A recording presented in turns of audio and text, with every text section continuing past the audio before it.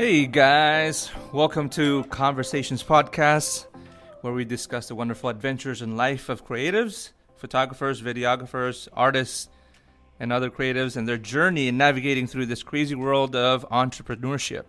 I'm your host, Virgil Bunau, and today I have with me is a renowned photographer, Jennings King. She is a photographer of weddings and people. She has traveled extensively and have documented weddings all over the world. Her work is beautiful. She has a beautiful family, husband BK and son Miller. Without further ado, I want to welcome Jennings King. What's Hello. up? Hi, how are you? I'm good. Thanks for being here. Thank you for having me. This is wonderful. I feel famous. Man, have you been on a podcast before outside of, I think you did one with I did Instaproofs. one with Instaproofs. How was that? That was good. That's awesome. We But had this- little interruptions. Oh, that's right, with the internet and all that stuff. Yeah. At least now we can't get interrupted. No, we can't. And we can, we can edit some parts if you say some potty words, you know. But Good. you feel free to say some potty words because Okay. it's no holds barred today. But thank you for Watch out, world. Watch out! Look out! This is like the unfiltered.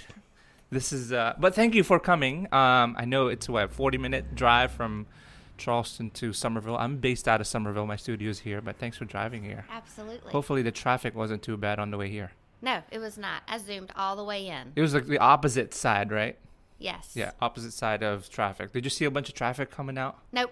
You didn't at all on the No, other side? it's 10 a.m. It is. That's true. Maybe everybody's been to work. It feels like it's 8 a.m. But anyway, I want to talk to Jennings a little bit about her background and how she got started with photography and some challenges, the triumphs, and some of the things that she's having some challenges with. So without really dragging this on, I want to ask you, tell us about your background. Where'd you go to school? And how'd you get started with this world of photography? Okay, in a nutshell, goodness. So I've been interested in photography basically all my life. I think it first started with my aunts and uncles taking pictures, late 70s and then throughout the 80s. My uncle especially would always be the photographer of our family, getting the group shots at family functions. And then in middle school, I started taking photography lessons at UNCG All Arts Camp. I've always had a creative brain, so art was always my favorite subject. And then in high school, I did more photography, but most of this was extracurricular because it wasn't in the schools. So. And then I really wanted to be an architect. So I took drafting classes and design classes and wanted to be an architect at Clemson, but it was 6 years and I didn't want to be in school for 6 years. And I probably couldn't have gotten into the architecture school. So I chose the closest thing in my mind creatively, which was graphic communications. And that was the study of commercial printing. In that curriculum, you had to take 2 photography classes. And you know this, Virgil, because that was your major as well. Yeah. If y'all didn't know, Oh, yeah. Well, there were actually 2 paths in graphics at Clemson, right? packaging and commercial printing Right. are what we were in. Mm-hmm. So then after school, I didn't pick up a camera for about 5 years until 2005. Wait, when did you graduate Clemson? 2000. I'm aging you now by asking you. Yeah, so I'm 41, everybody. That's awesome. You look great, though. Thank you. I attribute a lot of that to my genes There you go. And Orange Theory. and Orange Theory. So you graduated in May 2000 from Clemson with a Yeah. graphics communications degree. Yep, and then went straight into commercial printing sales for a commercial printer in Charlotte. So, So you moved back to Charlotte after graduation. Yep. Cool. lived in Charlotte for 5 years. So after that, Then moved to Raleigh for 5 years.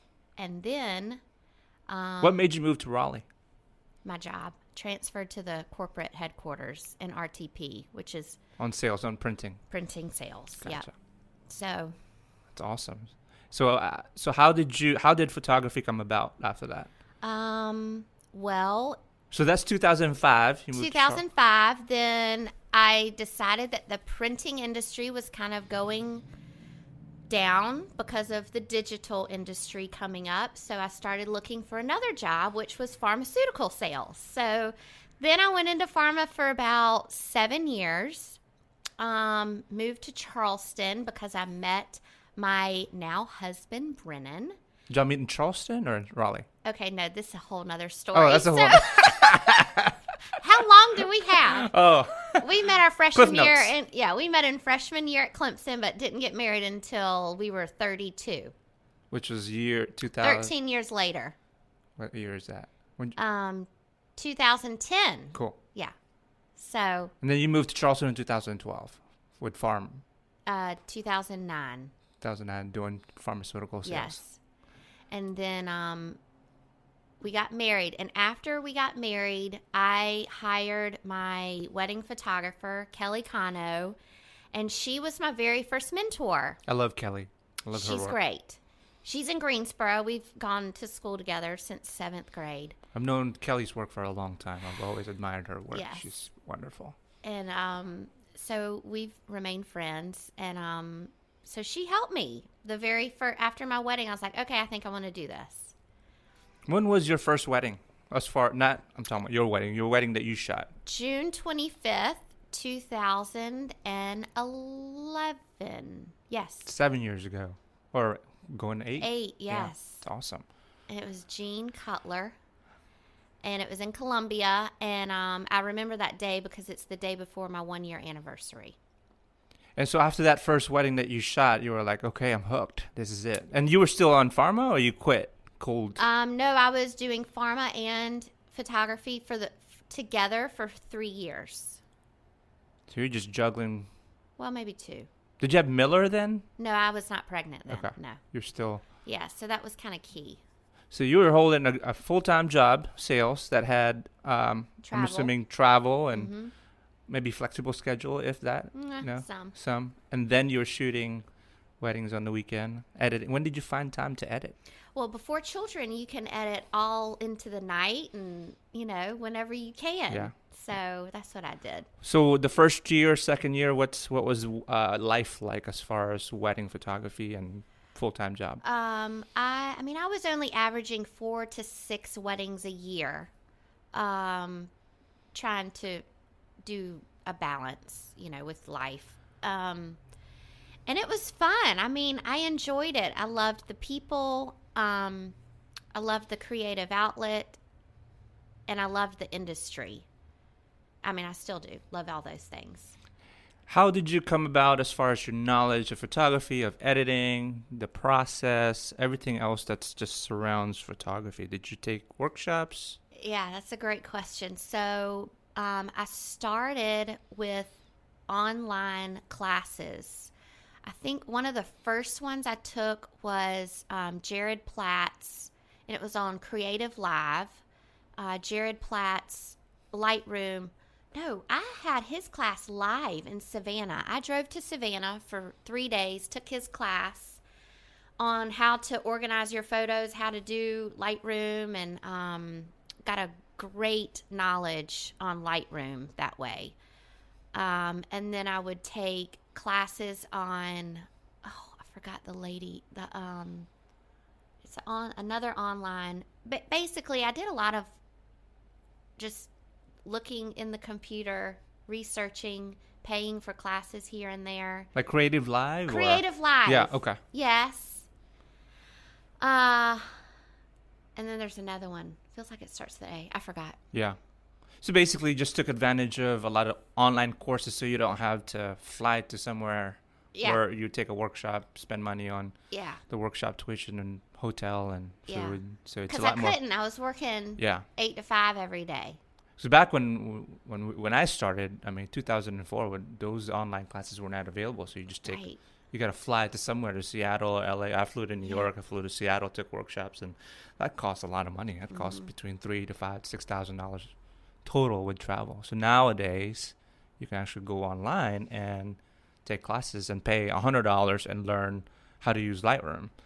Actually, sometimes nowadays you can go on YouTube, and a lot of these Right. classes are free. Oh, yeah. So if you're a youngin' out there, I mean, man, you are lucky. You don't have to really necessarily spend a lot of money. And sometimes with Creative Live, they do a lot of sale, $30 for this class.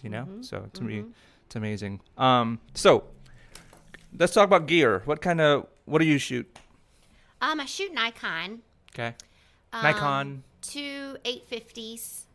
But you asked about my favorite gear, and my favorite piece is the Hold Fast shoulder harness strap Oh, yeah. that holds my 2 cameras. The leather no, you. Well, you can get a leather or synthetic.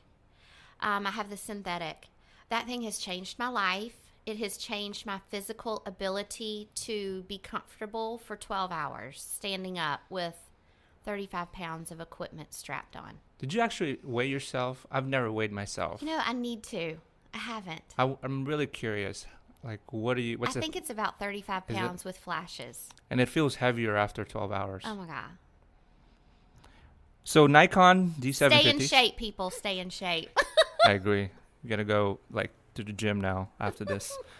So you shoot with 2 DSLRs, Nikon 850s, which is an awesome camera. I don't have it. I have the 750. But so do you have long lenses, short lenses? What do you have? I guess I have a lot. I have the gamut. I do 24 to 70, 70 to 200, 105 macro, 85 portrait, 50 millimeter, and a 35. What's your setup like? So when you arrive there, what's your setup like? I have a different setup throughout the day. I always have my 24 to 70 on just because you just never know what's going to come your way. Zoom in, zoom out. What's on the other camera? Usually, if the bride is getting dressed, I'll have an 85 millimeter. That's usually it. Or if I'm doing when you first arrive, you're doing the detail shots and the bride getting dressed, or the 105 macro. Cool. For up close ring shots. And then we go on portraits of the bride and bridesmaids, considering they're not doing first look. What do you put on? Again, 85 and 24 to 70. Okay, and then go to ceremony. Ceremony is 70 to 200 and 24 to 70. Cool. Both zooms. Both zooms. Yep. Yes. That's like the what's the right word? The gamut. The gamut, or yeah, I've got the gamut. Holy right Grail, there. or not Holy Grail? I don't know what's the name that Chris Smith used to say. That's like the go-to lens is 24-70, 70-200 because you cover all range, everything. Yes. But it's too bulky and too heavy and to have on to have all day for 12 hours. So I try to do, when I get there, I try to do 35 and 50 or 35 and 85. Or sometimes when I'm really sore, I'm just doing a 50 and one camera until ceremony. Yeah. Just one camera. But yeah, you get stuck in a situation where shoot, I need a wider lens. Right. Or in a tight hotel with lots of people, you can't really shoot 50 in one camera, So, and then when you're working fast, you got to be able to switch, right? 24 to 70. So when it comes to reception, what do you do? 24 to 70. Actually, go back. Yeah. Portraits of families after ceremony. What do you do? 24 to 70 and 85. 85. Yeah. Cool. And then reception. Reception is 24 to 70. Reception is usually when I drop a camera. Not literally drop, but put it away so that I'm only carrying one at a time, unless during the first dances. Again, I'll use the 85 and 24 to 70. After the first dances and cake cutting, I'll usually play around. I'll say, okay, time for a 50, time for a 35, time for a 105. I'll just kind of switch them out. Do you just do you drop the strap as well, or you just keep one camera on it? I keep one camera on the strap. Yeah, I do the same thing too. Usually at that time, all you need is just one camera, 24 to 70 or something wide, and then switch if you want to shoot natural light and 50-1.4, right? Well, so you don't really use 70-200 until after the ceremony. You just drop it. Right. Got it. Unless it's so a bulky. big reception area. Yeah. Because, most of them are kind of tight. Right. So you can't. 85 is good enough. Uh-huh. Yeah. So what about editing gear? You said Lightroom, Photoshop. You a Mac or PC? Mac. Mac, all the Yeah. way, baby. Mac. And then where do you print your pictures as far as lab? So I use White House. Well, I use Richard Photo Lab from 85%. And Through your gallery, through my gallery. which and is then through Instaproofs. Instaproof, cool. And then if I'm doing fine art portraits for brides, like the hanging on the wall stuff, I'll do those myself, and I'll use White House custom color. Cool. Now, do you, how many weddings do you shoot a year? 15. That's the target. That's my target. Yeah. So if one person or two people says, hey, can you shoot my wedding? And you already have 15, what do you say? Kind of depends. Yeah. On when it is that they're asking for, where it is. If it's a sister of a bride, of a previous bride, I'm going to say yes. Yeah, for sure. Because it's all about managing your life and being able to work, but also spend time with family. Right. That's So- good. Now, do you follow photographers? Like, who is your inspiration? Who do you look up to? Do you look at the older photographers back in the 50s, 60s? Do you like modern photographers?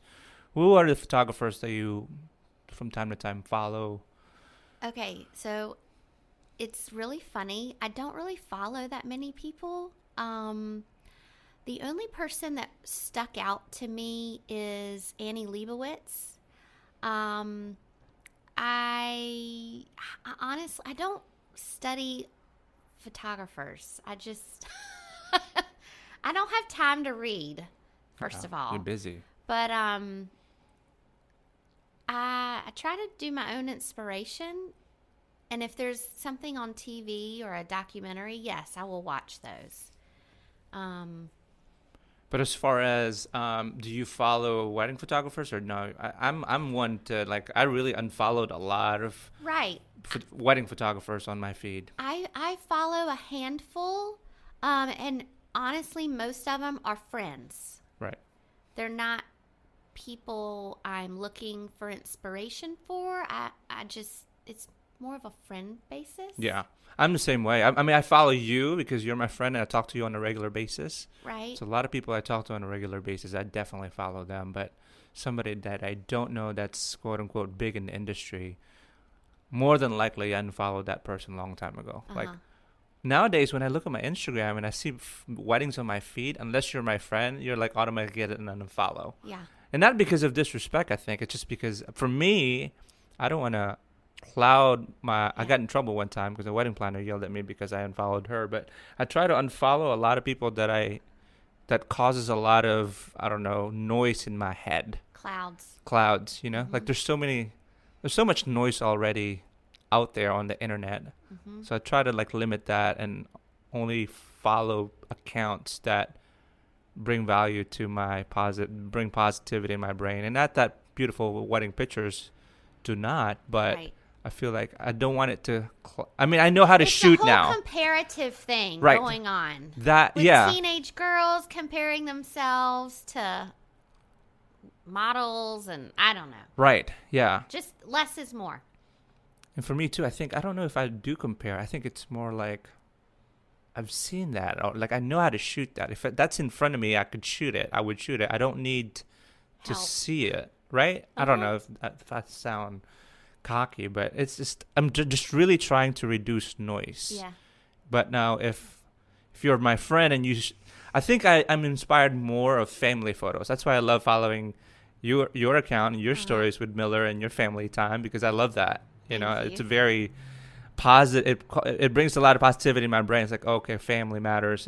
I love that. I love the authenticity, the positivity of that. But like other photographers' work of bride and groom with their foreheads together in a beautiful location doesn't really, I don't know, appeal to me anymore. I don't know about you, but Yeah. that's kind of like how my take on it. We all grow up. Right, yeah. We all know how to shoot now, right? I mean, before it's like, oh wow, you know, that's cool. But do you have that comparison brain gene when you see something? Sometimes. You do? Sometimes. Yeah. Sometimes I do, I guess. It's I don't hard know. to shut off. Yeah. I think it's different for females too than males. Is it? I think so. No, you're really big on screen time. I see on your stories Yes. sometimes, like screen time, um, and you even had a tip one time on. Bride Tip Tuesdays. Yes, Bride Tip Yes. Tuesdays. I'm bringing it back. Are you? I'm gonna bring it. I was gonna ask about that because I haven't seen that. I haven't seen Bride Tip Tuesday since what, November? No, I think it's been like summer of last year. Really? Yeah. Okay. When are we gonna be able to expect that? I back? don't know. Now that I have my little socialite tripod, I'm gonna try to do it a lot more. It's a planning. It is planning, and it takes time. And Right. in the midst of wedding season, you just got to cut some stuff out. Now you said word planning, and you're a big planner. I'm a big planner. On Instagram you post it all the time on stories, like you're planning what are you planning, like 30 days in advance? Yes. How does that work? Well, I have also hired a fabulous company called Pinkney Palm, and they handle my Instagram posts for me. Cool. And they have been a tremendous help because, as you know, even if you schedule them, you still have to log onto your phone, post them, tag them. It's a 30-minute to 1 hour process. Well, posting could probably be anywhere from 20 to 30 minutes, depending on how many people you tag. So they handle that. They have all of my photos. They choose my photos. They come up with the captions. Of course, I edit everything. So how does that work? So you give them, I guess, your galleries. Yeah, I have a whole file folder that they choose from. And they have access to. Uh-huh. And then what about vendors? Do you give them that too? Yes, I have all those planned out. And the Instagram handles? Uh-huh. And then what about copy? They write? sort of come up with copy. Wow. Unless it's like like somebody's birthday Right. or something. I'll do something more So personal. when someone goes to your Instagram, they read the copy. That's not necessarily yours, but you approved it, or you revised it, or Yeah. had some kind of hand in it. So it's still personal, Yes. but it just kind of gives you more freedom to do other things because somebody else is doing the thinking process, which Yes. could be very exhausting. And It's exhausting. yeah, And I feel like I have to do it. I like to do it. I actually like social media. it's awesome. Can y'all tell? It's awesome. I mean, Yeah. It's Just- fun. But I do all my stories, obviously. yeah. So what about so they have access to you? They can log on to your account, or they are able to log on to your account and post all that stuff. So let's talk about Instagram and social media. So what, are you on Facebook too? Do you post Yeah. on Facebook? Not often. I usually have this thing, which is a great app. I know you asked me some. It's called let's see. If this, then that is a great app and program to do because they're formulas. So if you post something on Instagram, guess what? It'll automatically post to Facebook for you. So you don't have to do things. I thought Instagram does that. No? Well, it does, but This is better. this is better. Mm-hmm. What do you think about, now we're on Instagram topic. What do you think about Instagram as far as business, as far as how it helps businesses, and what would happen the next couple of years on Instagram and Facebook? Oh, I have no idea. But you definitely think it's a I helpful tool for every business. Definitely think it is a very helpful tool, especially for small businesses, because it's free and you don't need to pay to advertise. I mean, you can boost posts if you want to. I think I've done Do you that ever? 2 times. Yeah. What do you think about that? Does that work? Does that help? I'm not sure. I've only done it twice. And what's the result? I don't know. Yeah. But no direct, hey, I saw your ad, Yeah. let me book you for my wedding. Yeah. As far as, so basically businesses, if you're a business, you need to have an Instagram. It's like you need to have a phone number. Yes, And if you're not, you're missing out. totally. And what about Instagram stories? Do you think people Yes. watch stories? Yes. Is that important? Much more than posts now. Do you think so? Yes, I know so. So what kind of things do you want to do? If you're a business, let's say you're a videographer, photographer, or a creative, you're a painter, you're a graphic artist, what kind of things you should be posting on Instagram stories? Well, I mean, so when I'm looking at other people's stories, for instance, a calligrapher or a painter, I'm a creative, but I love seeing them actually do their work. In action. In action. In action is fabulous.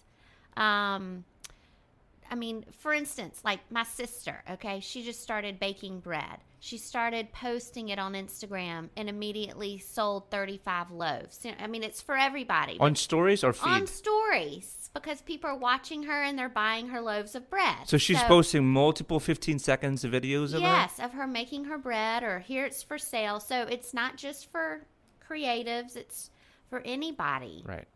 Anybody selling anything, because the stories are live, they're personal. That's the other thing. They really want to know who is behind the camera. So flip your phones around every once in a while. It's about relationships. Yeah. Seeing who's behind the Instagram account. It just tells a story, right? Yeah. So there is some etiquette on Instagram stories and Instagram feed that it's almost like, hey, you double tap if you like it. Mm-hmm. You tag people Mm-hmm. when it's appropriate, right? And we'll try not to say anything negative on the comments, obviously, right? What are other things that you think people should do when it comes to Instagram etiquette? Well, I think it's also about engaging. You know, you can post all day long, but to help your rates go up, I forgot the name of it. Pinckney Palm has taught me a lot of this. Engagement is that you need to like, but you also need a comment. And so that's another way of helping your other fellow photographers or friends and saying nice things, you know. Yeah. What about like messaging someone, be like, hey, will you tag me? Hey, will you post this on your Instagram? Will you? I mean, sometimes people don't have the knowledge that sometimes it's not appropriate to kind People of reach out to you and say that? Oh man. Oh. Yes. I don't know.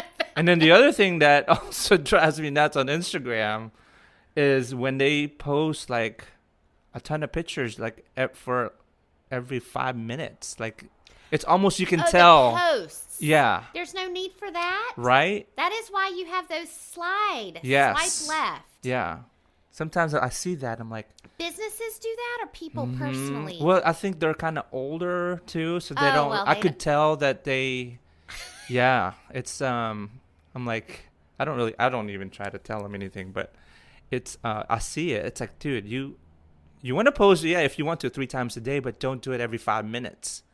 Because you can tell the time. You're supposed to be posting 3 times a day. You kind of need to look at your analytics. Right. If you're a business account, you can view your analytics and see what days your followers are following you the most.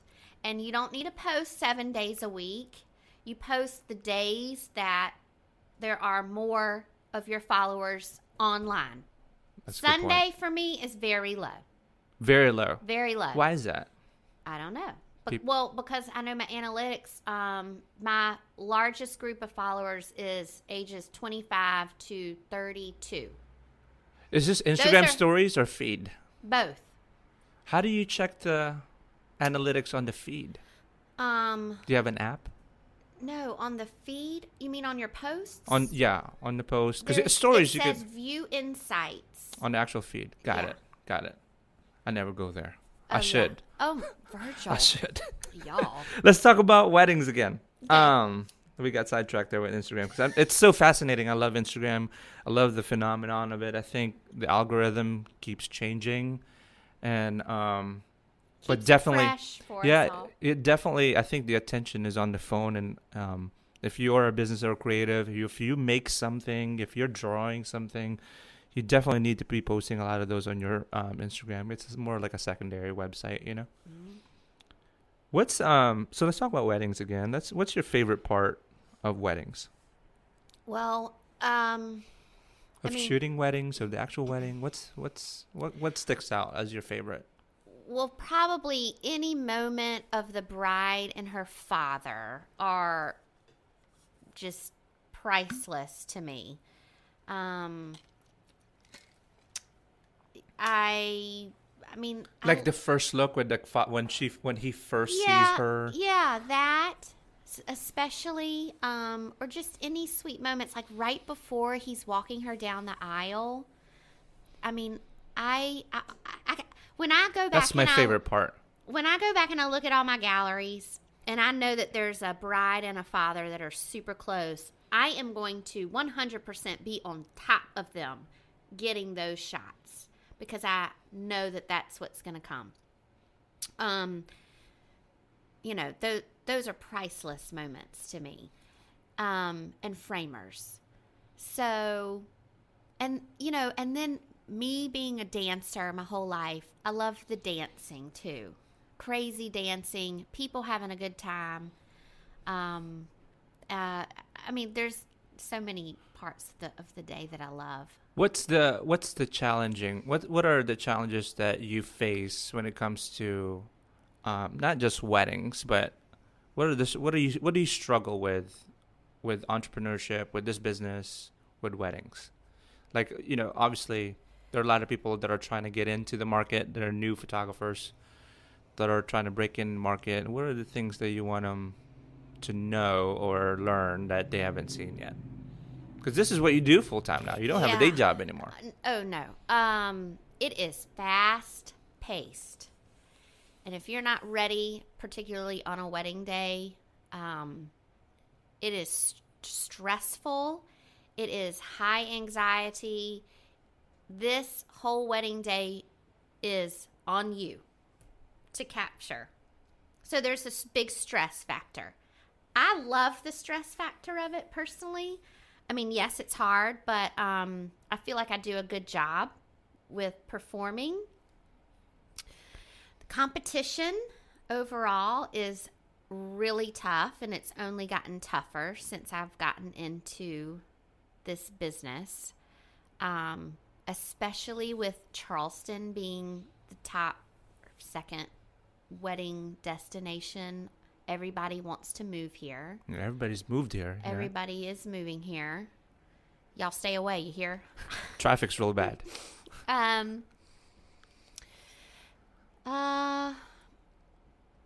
mean, you have to just be yourself. When I first started, people would say you have to be different. What is going to make you different than your competition? Sell yourself on what makes you better than the others or whatnot. And so I really do think you have to think about that. Yeah. You can't be like everybody else. So as far as the business itself, what other do you struggle with, as far as marketing or sales, or do you feel like that's a pretty easy thing for you to do now because of your Instagram following? Or personally, I love the marketing and sales aspect of it because that's kind of what I studied in school, and I feel that's a strength of mine.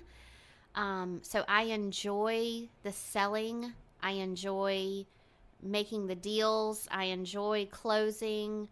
I enjoy the relationship after you make the sale.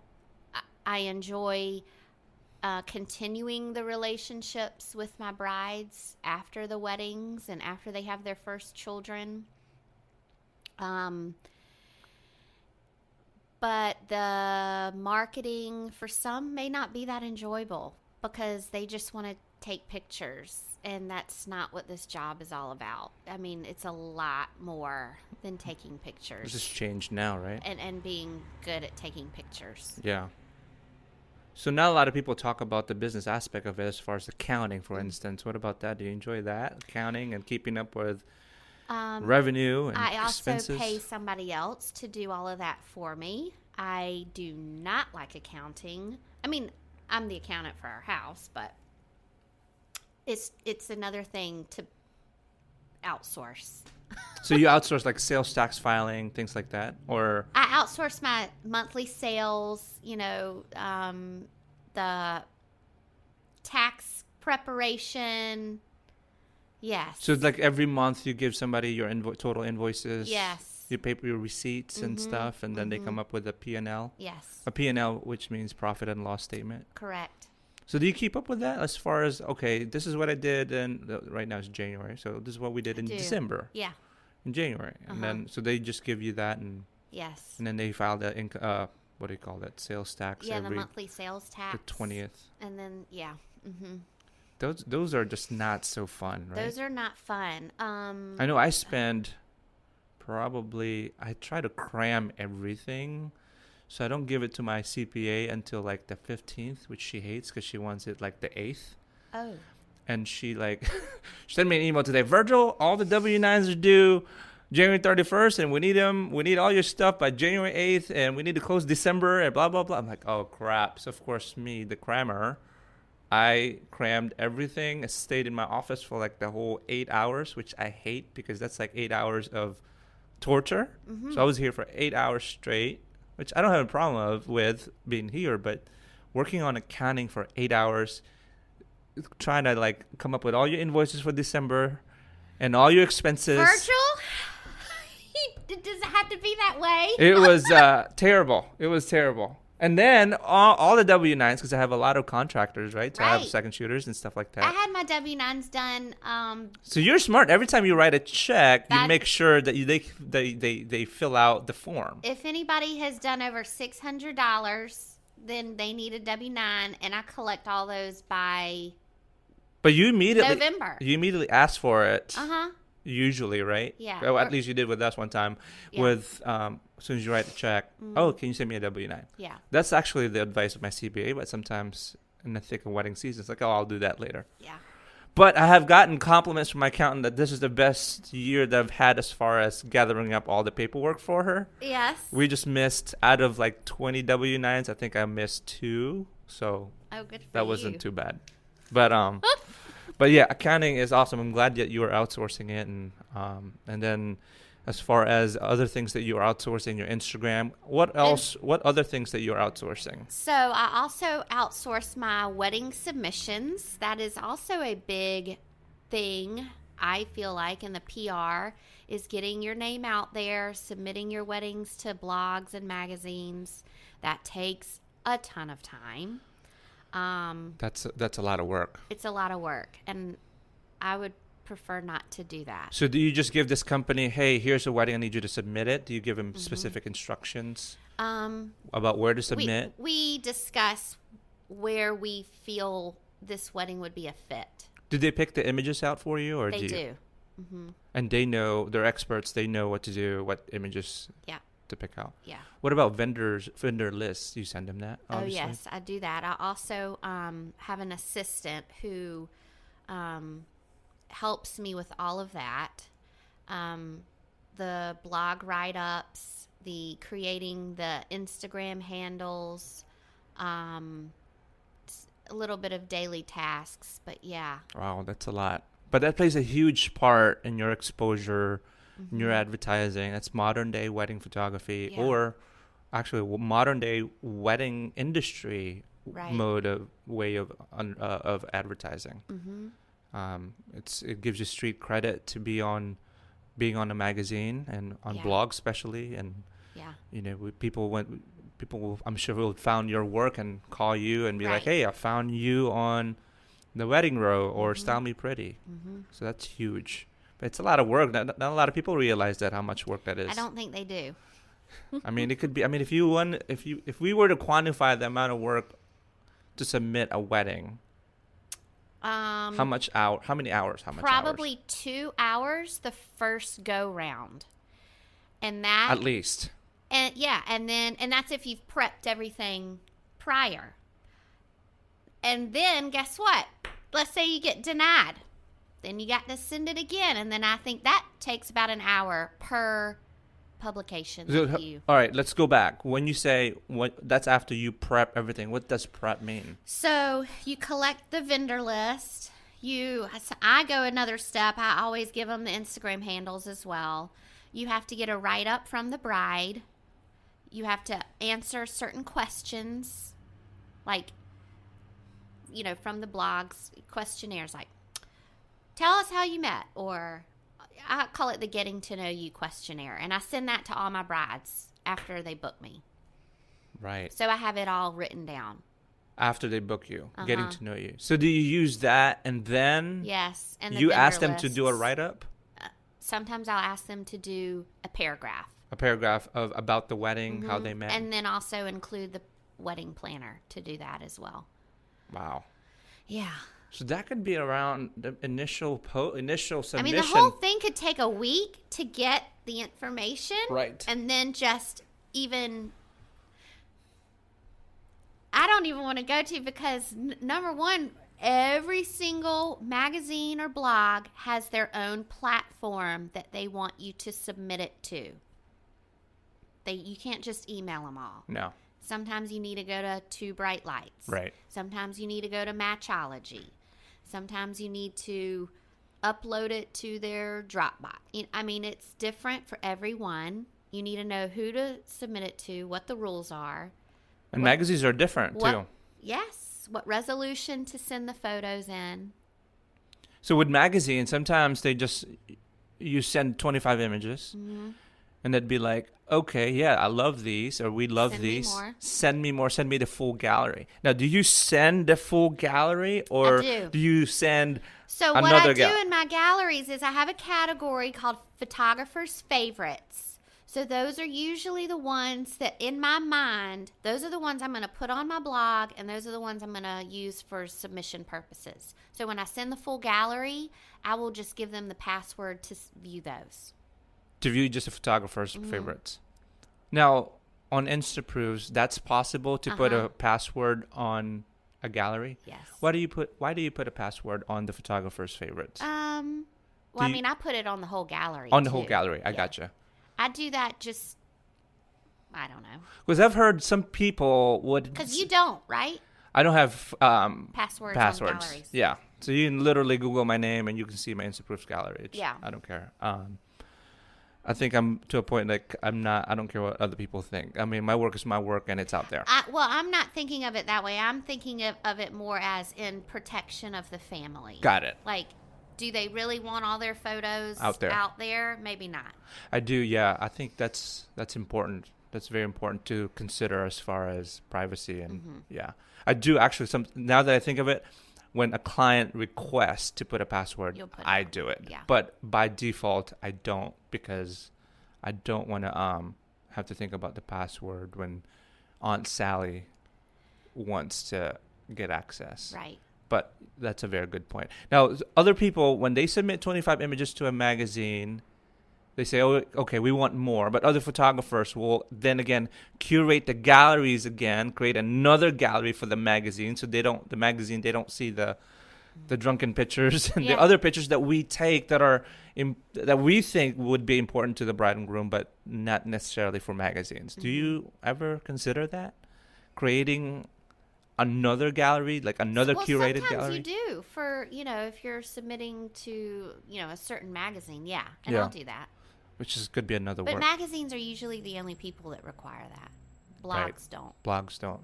So what do you think about magazines versus blogs nowadays? I think it's kind of scary. Just because print, like I said, I was in commercial printing, I feel is going away. With Martha Stewart weddings, not printing theirs except for once a year. Southern weddings also shut down their publication. Yeah. And Martha Stewart did, I think, is once a year, I believe once a year, now. right? Yeah. And is Brides Magazine still? Brides Magazine still up there? They're still up and going. So I think that's telling that, first of all, the price of paper goes up, price of ink goes up. So it's a lot more expensive to produce magazines than a lot of people think. And then if your viewership of magazines decreases, then it gets more costly per magazine to produce.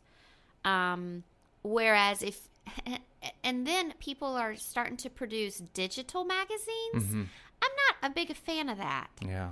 I would prefer just a blog post. Right. But like Martha Stewart, I think went towards digital I think I used to buy it on Barron's, and maybe I still subscribe to it, where instead of buying the actual magazine, you It's the actually digital yeah copy. you swipe and see every page. Yeah, I think you pay. I don't remember how much I paid. that's not. $30 a year or something. I Yeah, know I subscribe to a couple digital magazines because I don't want to. People have, if you're in New York, you don't really have a lot of space. You live in this that's 400 square true. feet apartment. You don't want a bunch of magazines, but you have an iPad. You have access to a bunch of magazines. But the thing is, I think also the advertising cost to a magazine, it's hard. It's a hard sell Hmm. because it was some kind of outrageous amount. Like for instance, like Garden and Gun, I think it was like $30,000 for a full page. And some companies, they're seeing the digital opportunities, Well, and that's where Instagram comes or in. Instagram I comes mean, you get in. on a Garden and Gun post, Hmm. boom, there you go. And that's scary that magazines would eventually just go away. I Like, know, that's, you know, I know. that's crazy. But I think there's still a huge crowd out there that love magazines, like a lot of probably 40 and up that Mhm, love that tangible mhm. feel of magazines and seeing, The problem with that though is that's not their market. You right? know, their market is 25 to 35-year-old women, and they're not Yeah, 40 anymore. right. Yeah, So it's kind of disappearing. it is. Just fascinating just how the shift of all of that is happening. Mm-hmm. So we're almost coming to an end of our little podcast. So I just have a couple more questions for you. Okay. So we have, I think earlier we talked about newer photographers coming in. What do you, what kind of advice would you give newer photographers, newer creatives when it comes to business, when it comes to creativity, when it comes to managing family life, managing business, getting in the clients that you want to work with? General advice. Do you have any general advice that you want to give them? Um, I would say number one, start your business before you have children, if you can. I wish I had done that. Well, you Um, did, right? no, I mean I did a little bit, but I was working double jobs. And the reason I say that is because when you start working and you're a female, then you have to also pay for childcare. So then that totally cuts out your profit line because you're paying for childcare so that you can work. If I had to go back, I probably would have started my business 2 years prior to me trying to have a child. That's just me. Um, because then all the time you spend working, you're not paying somebody to do it for you or take care of your child. Um, That's a good point. then I would also talk about the time management. That's probably something that I would say I'm good at, but you need to learn it and you need to know to set a number for your weddings. Um, I've heard that a lot of people get burned out their first 1 to 3 years because they try to do everything. And you don't want to get burned out on something that you would like to do for the rest of your life, per se. So that's why I put a limit on my weddings. But I also have a family and a husband and a child that I'd like to see every once in a while. Yeah, Maybe. No, I'm maybe. kidding. So, time management, huge. If you could learn anything, learn time management and learn how to say no. And this was another thing somebody told me. Don't try to do everything. Do what's in your niche. So I do weddings and I do children. Don't go out and do headshots. Don't go out and do landscapes or interior photos. Narrow it down. Do what you're good at and do it well. I'm always a viewpoint of do everything 110%, not 80%. That's good. That's good advice. Spend your time wisely. And then also reach out to people and ask for help. We've got a good community here of photographers that I learned throughout, my 8-9 years of photography. Reach out to people that are good in let's say lighting, and learn from them. Ask them for their time and pay them. I didn't do much second shooting. I second shot one wedding before I jumped into my own. But a lot of people do second shoot a lot. Let's see, what else did I write down? I think that's about it. What else you got on there on your notes there? Well, one thing was my favorite apps. You asked me about my favorite apps. Yeah. On your Instagram stories, you're always giving tips about tips. So I'm going to kind of all that stuff. I was going to do a Brad Tip Tuesday on this. So these are my favorite apps. First one is Wunderlist, and that's spelled Wunderlist. I got to write this down. Wunderlist. Okay, it is a list app, and it is awesome, and you can share those lists with other people, but that is the app that I keep all of my Instagram handles on so that I can share it with my PR company, I can share it with my assistant, and they are all there. Cool. All right, second one is Scannable. Just like it sounds, Scannable. It is... Nobody has scanners anymore, right? So if you need to send a PDF or, let's say, make a copy of this app, you just hold it over and it takes a picture and it automatically turns it into a nice, clean PDF, and you can email it or keep it. Oh, nice. So it's like a built-in scanner on your phone. Dark Sky is a weather app. Oh, I have that. This is great for wedding photographers, because it will literally tell you it's about to rain in 5 minutes. And then that's when you say, come on, let's go inside. Get out of there. Yep. We're going to mess up your hair. Go inside. Grammarly. Grammarly. I do not know how to spell. I do not know how to punctuate. My mother was a Latin teacher, so she's my teacher on that. But this corrects everything. If you download it, it's on your computer. It's also on your phone. It's on your text messages. It's awesome. Unfold. Oh, I have that too. This is great for Instagram stories. One of my friends told me about it, and I love it. It's very clean and pretty for making Instagram stories. The number one password. 1Password. That's the app I keep all of my passwords. It is $50, but it is totally worth it, and it also syncs across all of your computer devices. And then another one for Instagram stories is when you're working with video, Cut Story. So if you have a video and you're not like a professional videographer, this will cut your video into 15-second segments so that you can post it on Instagram stories. That's a really nice app. We use that all the time. Yeah. So there you go. That's it. That's awesome.